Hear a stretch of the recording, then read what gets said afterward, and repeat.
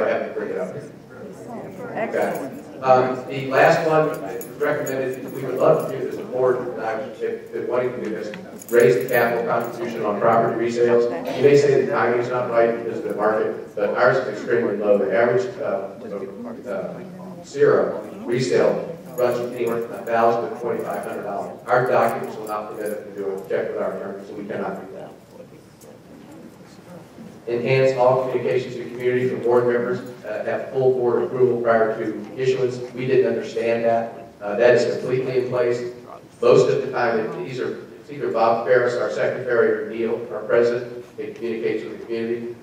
They do it very effectively, in my opinion. Kevin Crystal does it monthly for financials, and then usually Kevin, Bob, and Neil put together the quarterly updates, which you're going to see another one. The board of directors and managers' goals and objectives will be in the November newsletter. It's just another way. I think we do this very effectively, so we didn't understand what that was. We felt it was in place.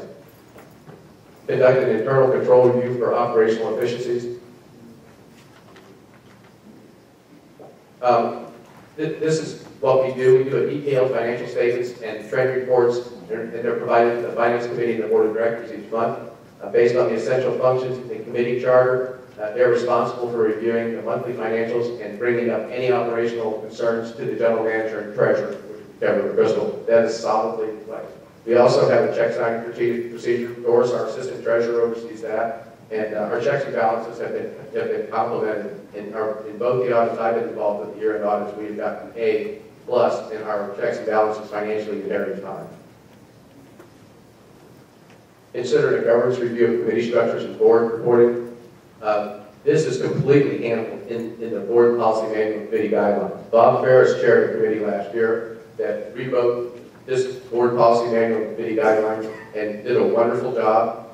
The entire board approved that document and it in place, and it's an excellent document. So we feel like that document covers all those concerns. Implement intensive and ongoing staff training to focus customer service for all staff. Yes, I strongly agree with that, as we said in the last two presentations. And again, classes are starting in November, where I'm going to teach a class to the managers, and then the managers are going to teach to their staff initially, and then we're going to follow up like we were talking about Six Sigma. We're going to do it quarterly, customer service training for the staff. Also included in that is the required OSHA training, ongoing annual training, and updating training for all staff. And we're also including the security officers in that training, and food and beverage. Yeah, first aid training, AED. Yeah. Gary does a lot of this training for us, and we are all certified in all of these different areas. So if we would ever have an OSHA inspection, there's nothing that we haven't been certified in that we need to be. So we're very, very attentive to it.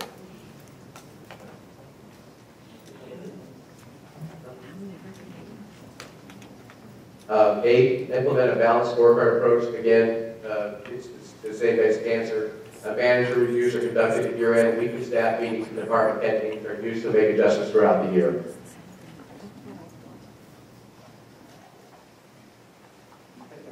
Yep. That concludes the management recommendation to the Board of Directors.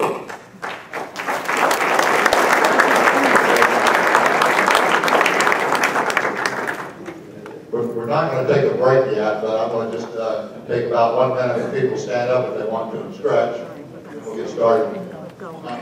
Not taking a break, but if you want to just stand up and stretch. I am I'll probably for about. Oh, fill us in, right? I will. Or you can watch. Yeah, thank you. Well. A couple of 12 months wait. Yeah, that's what I'm wasting engineering. Okay, let's reconvene here. We'll reconvene. Stretch. Yeah. We're going to reconvene the meeting. All right, buddy. No. I'm going to reconvene the meeting, please.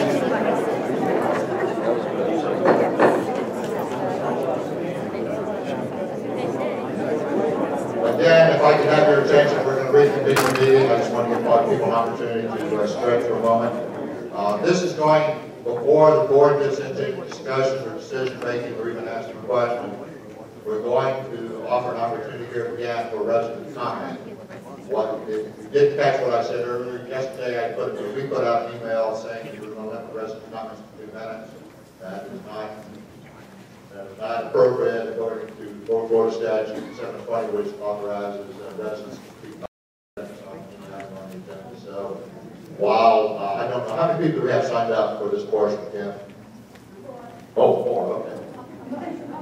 Well, we'll just go ahead and call those 4 up. If there's anybody else that wants to make a comment, we'll take that. Again, we said we will take comments for up to an hour. It looks like we may not need to do that, but I do want again to give people the opportunity to make comments so that your viewpoints are heard. So, Kevin, if you would please call off the first person and the second. Maybe we'll just maybe all 4 if you want to kind of line up there.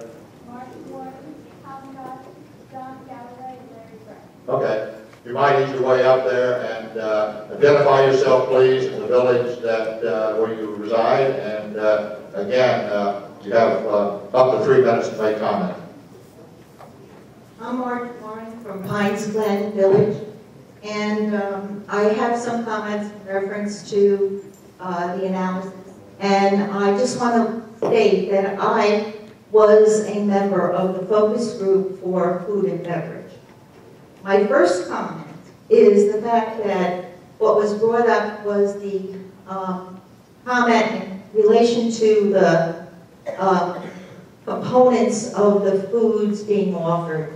Many residents here have long-term illnesses such as high blood pressure, diabetes, high cholesterol. And it doesn't seem to me that the diets that are provided or the foods that are provided indicate that they are low cholesterol, low sodium dietary foods. And I think that should be brought into consideration in the offerings. And that was brought up by members at that focus group.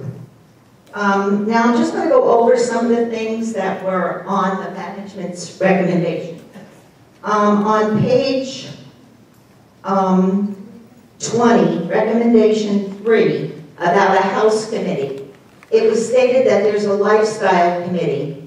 The focus of that committee is to provide entertainment. And yes, indeed, there are some suggestions for foods. However, the menus are not provided by that committee. I still think it's important to have a particular committee looking at the food offerings. As far as outsourcing is concerned, outsourcing the restaurant, I believe there's a comment on there, and I think we should look at that very carefully, because it says all food and beverage employees would be let go by HPCA. I don't think that that should be our concern.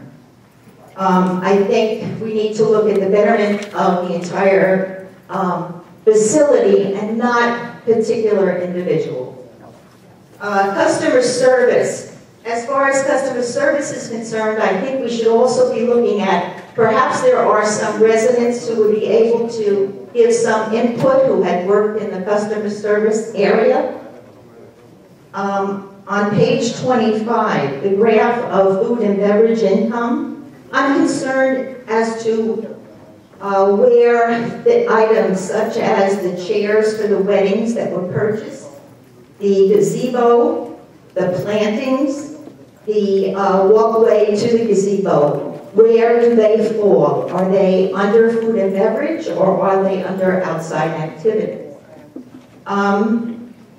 Where are the food and beverage health benefits when we have an outside activity? It's costing money for those employees to be here for those outside events. Is a portion of it in the budget allocated under that? The same thing? Excuse me, you're 3 minutes up. If you wouldn't mind, if you want to come back, okay. Let's give other people an opportunity to comment, and you're certainly welcome. We have time to come back. Tom? Tom McGotti, Winding Way. I totally agree with the Gladys report that came out. There's only 2 points that I would disagree with the manager's recommendations, and that is that I think we should have a minimum. We really need a minimum here to improve the food and get people out to use our clubhouse. To come up and see what's been done, a lot of people don't even bother to come up to the clubhouse and use it, which is before thinking they should do that. The second thing I disagree with is that the single trackage going down over $230 and the multiple trackage is going down to $85. Now if you take myself, who play 5 rounds a week, my wife plays 1 round a week, and that's on Tuesday. On Tuesday I ride with someone else because I don't have a car. It's still only 5 times.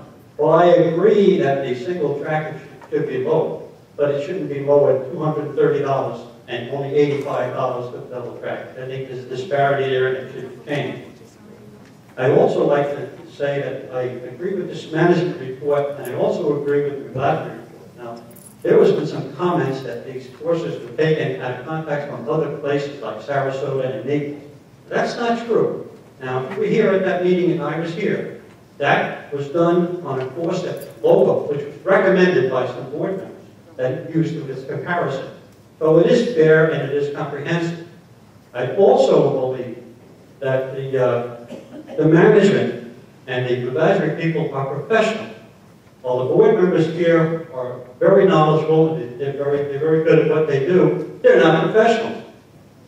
Bill, Berthel, and the advisory people, they are professional. We should listen to what they say and not try to override it and think that you know more than they do, because I don't believe we do. I think they do. Thank you.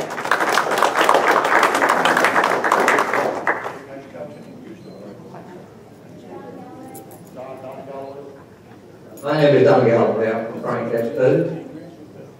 I must say the clubhouse analysis that we're reading today is not very well. I find no criticism with that. I'm sorry. I find no criticism with the staff. But there's a couple of things I want to talk about. One would be to take this to an outside source. We look at the food cost here, the liquor cost. The food cost, I think, is about 48%. The liquor cost is 40%. The reason I mention these figures is if I was running this place as an independent, and I've had a management company and own restaurants, I'd be looking at 22.5 at the most, to 27. For liquor, I'd be looking around 38 for food and less. So therefore, your prices would go up dramatically. Of course, I'd have a leasing fee. So you've got to take all that into consideration. You mentioned before that I thought, I spoke to Bill a long time ago. There was a little bit of a dispute, but I was in agreement that I thought the staff here were knowledgeable enough that we didn't need outside help. I think that a few of the members or the people who live here, plus the staff, would have come to pretty much everything that's in this item we're reading today. The other thing is about the $30 or whatever it may be, the food, that everybody would be assessed or would have to